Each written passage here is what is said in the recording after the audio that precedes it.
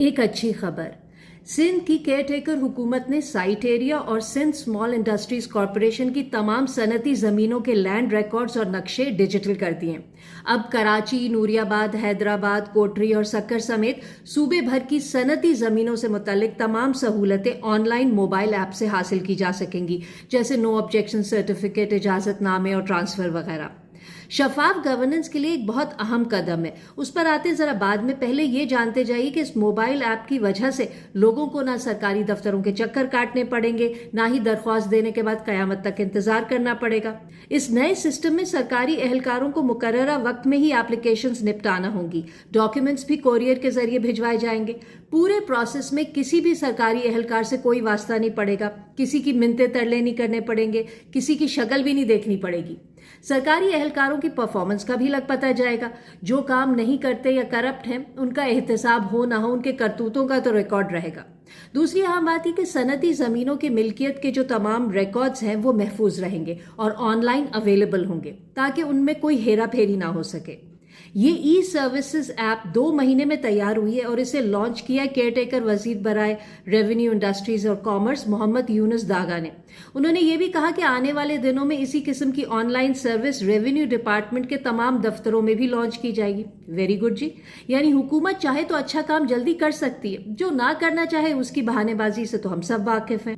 इसीलिए यूनुस दागा ने ये मोबाइल ऐप सनतकारों, सिफारतकारों और सरकारी एहलकारों की मौजूदगी में लॉन्च की, ताकि बाद में आने वाली मुंतखब हुकूमत कन्वीनियंटली मुकर ना जाए। कम से कम पिछले 15 साल गवाह है कि पीपल्स पार्टी को अंग्रेजों के जमाने के कवानीन कितने पसंद हैं। निगरान हुकूमत ने अभी शुरुआत की है सनती जमीनों से। अब उसे चाहिए जरा हिम्मत दिखाए और फौरी तौर पर सिंध की तमाम ज़रई जमीनें, रिहायशी और कमर्शियल और दूसरे प्लॉट्स, DHA, बहरिया वगैरह सब के सब रिकॉर्ड्स डिजिटाइज करके ऑनलाइन डाल दे। कब्जा माफिया का ऊंट भी तो आए ना पहाड़ के नीचे। सिंध हाई कोर्ट ने अभी 2 दिन पहले ही सिंध बिल्डिंग कंट्रोल अथॉरिटी के अफसरान और बिल्डर्स के खिलाफ मुकदमा दर्ज करने का हुक्म भी दिया है। अदालत ने कहा कि SBCA सिंध का करप्ट तरीन इदारा है। शफाफ गवर्नेंस की खातिर केयरटेकर हुकूमत को चाहिए कि दीगर अवामी शोबों को भी जल्द अज जल्द डिजिटलाइज कर दे।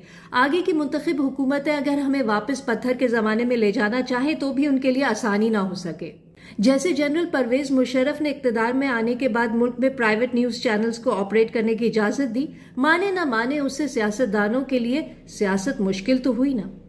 इसी तरह मईशत और गवर्नेंस को डिजिटलाइज करके आवाम के लिए आसानी और माफियाज के लिए मुश्किलात तो पैदा की जा सकती हैं।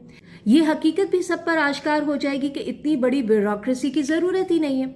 चीजें ऑनलाइन होंगी तो सरकारी प्रोसेसेस आसान हो जाएंगे, वरना अभी तो सरकारी कामों को जानबूझकर इतना मुश्किल और कॉम्प्लिकेटेड बनाया जाता है ताकि रिश्वत ली जा सके और ब्यूरोक्रेसी के नाज नखरे उठाए जाते रहें, उनकी अय्याशियां बरकरार रहें।